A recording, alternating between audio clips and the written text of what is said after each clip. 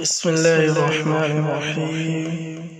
السلام عليكم ورحمة الله وبركاته.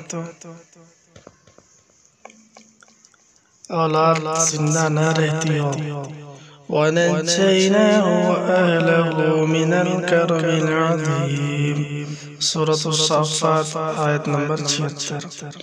اگر کسی کی اولاد مر جاتی ہو، زندہ نہ رہتی ہو یا کسی سخت مصیبت میں مبتلا رہتے ہوں، اس آیت کو روزانہ صبح و شام 11 مرتبہ پڑھتے رہیں، انشاءاللہ مفید ثابت ہوگا۔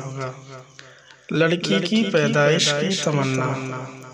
اللہ یعلم ما تحمل كل انثى وما تغيض الارحام وما تزداد وكل شيء عنده بمقدار سورۃ الرعد آیت نمبر 8۔